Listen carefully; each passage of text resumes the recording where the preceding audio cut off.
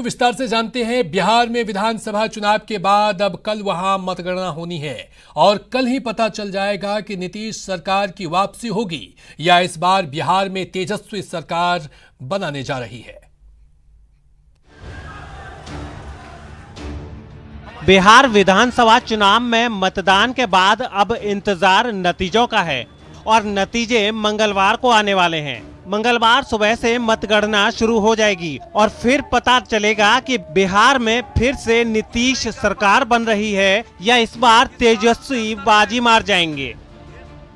उधर नतीजों से पहले बिहार विधानसभा चुनाव पर एग्जिट पोल भी सबके सामने है, जिसमें कुछ एग्जिट पोल ने बिहार में नीतीश और तेजस्वी के बीच कांटे की टक्कर बताई है, तो कुछ सर्वे में महागठबंधन के लिए भारी बहुमत का अनुमान लगाया है।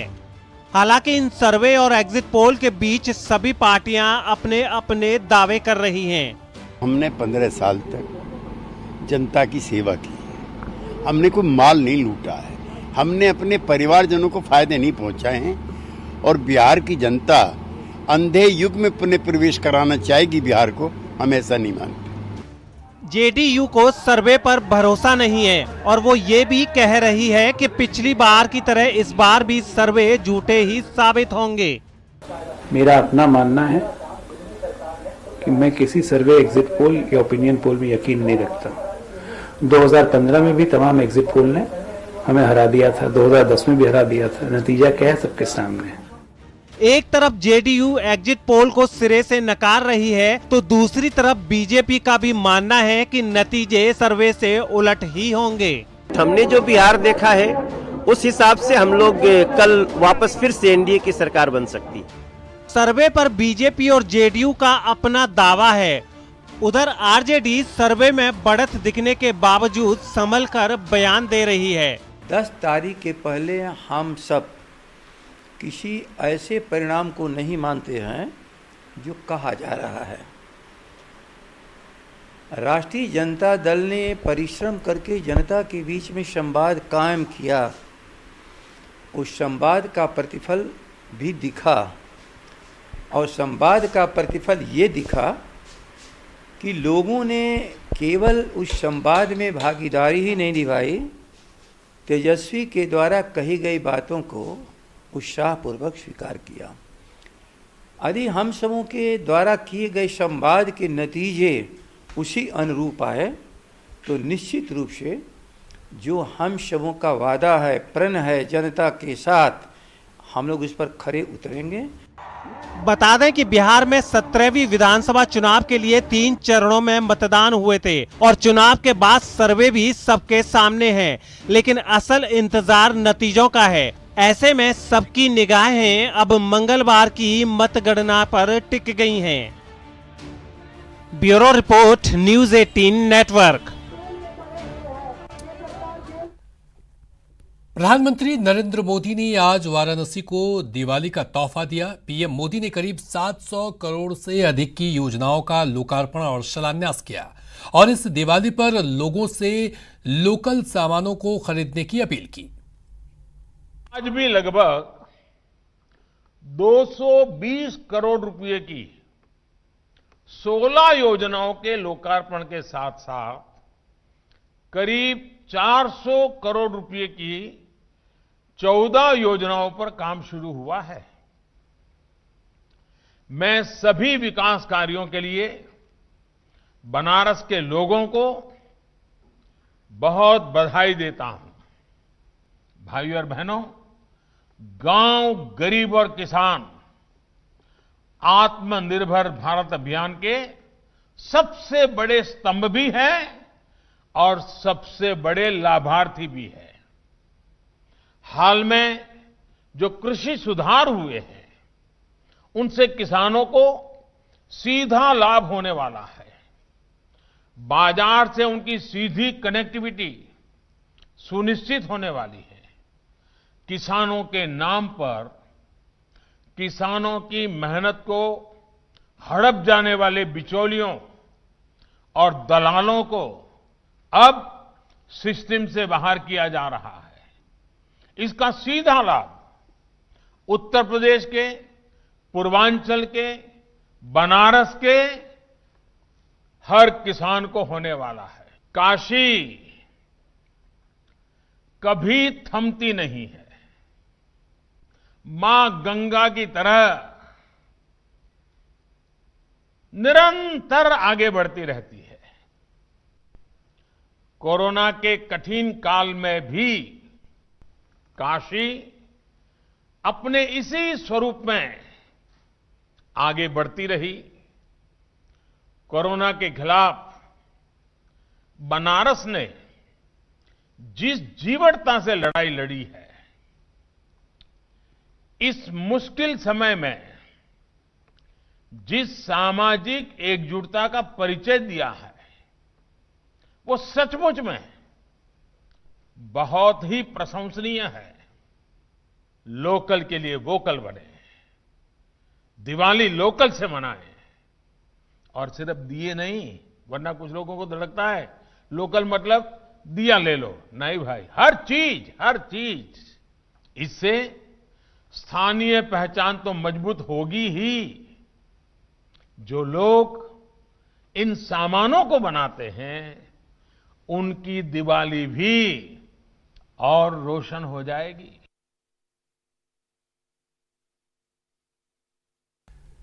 जम्मू कश्मीर की पूर्व मुख्यमंत्री महबूबा मुफ्ती ने आतंकवाद के समर्थन वाला बयान दिया है। इस बयान के जरिए उन्होंने बीजेपी पर हमला बोला, लेकिन वो हमला करते समय भूल गई कि ऐसे बयान से वो देश का विरोध कर रही हैं।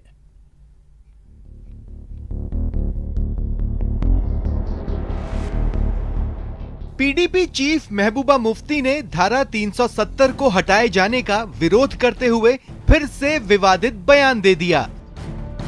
महबूबा बीजेपी पर हमले बोल रही थी, लेकिन ऐसा करने में उन युवाओं को जायज ठहराने लगी जिन्होंने हथियार उठा लिए हैं। इतनी मिलिटेंसी बढ़ गई है इनके वक्त में। ये कहते थे मिलिटेंसी खत्म हो गई है। आज एक एक गांव से 10-10, 15-15 लड़के एक साथ चले जाते हैं, क्योंकि आपने जो एक आवाज थी, तमाम आवाजों को बंद कर दिया है। आपने लोगों के पास कोई रास्ता ही नहीं छोड़ा है, बीच का रास्ता ही नहीं छोड़ा है। लड़का सोचता है या तो मुझे जेल जाना है या बंदूक उठानी है, तो अच्छा है मैं बंदूक उठाऊं तो मैं मर जाऊं, वो ज्यादा बेहतर है जेल जाने से, क्योंकि बात नहीं करने देते आप किसी को। अब महबूबा मुफ्ती के इस बोल पर बीजेपी हमलावर हो गई है। बीजेपी ने पीडीपी पर जम्मू कश्मीर के युवाओं के हाथों में कलम की जगह बंदूकें पकड़ाने का आरोप तो लगाया ही, साथ ही ये भी कहा कि अब जनता बंदूक वालों को पसंद नहीं करती।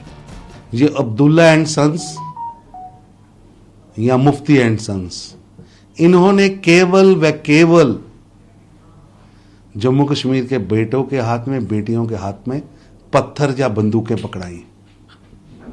अब पत्थर व बंदूकें नहीं, उन्हें कंप्यूटर कलम पकड़ना है और देश की तरक्की में आगे बढ़ना है। यहाँ बीजेपी ने महबूबा के बयान को गैर जिम्मेदाराना और आतंकवाद को बढ़ावा देने वाला भी करार दिया। देखिए, महबूबा मुफ्ती का बयान गैर जिम्मेदाराना है। वो अनर्गल आलाप कर रही हैं जब से बाहर आई हैं। वो जम्मू कश्मीर के शांतिपूर्ण माहौल को, अमन के माहौल को बिगाड़ना चाहती हैं। वो आतंकियों का समर्थन कर रही हैं। वो आतंकवाद को बढ़ावा देने की बात कर रही हैं। बता दें कि नजरबंदी हटने के बाद से ही महबूबा लगातार धारा 370 हटाए जाने को लेकर केंद्र पर हमला बोल रही है। पहले उन्होंने राष्ट्र ध्वज पर विवादित बयान दिया था। अब धारा 370 को बेरोजगारी और आतंकवाद से जोड़कर राज्य में नया दांव खेल दिया है। साफ है कि महबूबा की बांटो और राज करो की सियासत के दिन लद गए हैं और इसलिए वो बौखला गई हैं। लेकिन इस बौखलाहट में वो देश के खिलाफ बोलने से भी नहीं चूक रही है। Bureau report, news 18 network. खबरों का सिलसिला लगातार जारी रहेगा, लेकिन एक छोटे से ब्रेक के बाद।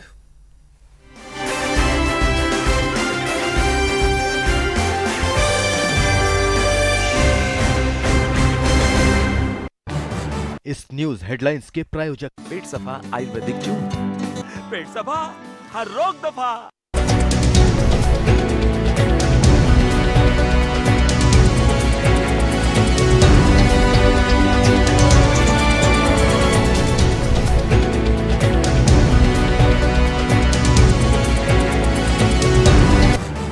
न्यूज हेडलाइंस के प्रायोजक पेट सफा आयुर्वेदिक चूर्ण, पेट सफा हर रोग दफा।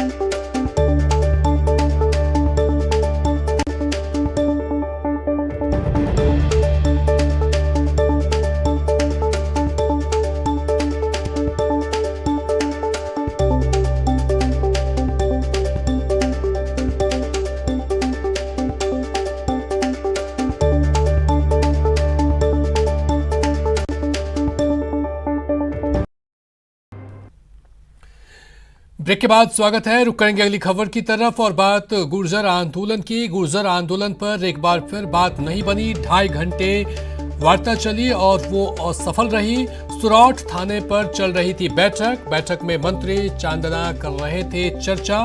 बैठक में कर्नल किरोड़ी बैंसला, विजय बैंसला, कलेक्टर सिद्धार्थ सिहाग, मृदुल कच्छावा रहे मौजूद और मंत्री अशोक चंदा ने कहा कि सरकार नियमानुसार जो दे सकती थी वह दिया। वार्ता के बाद मंत्री चांदना सुरौठ के लिए रवाना हो गए।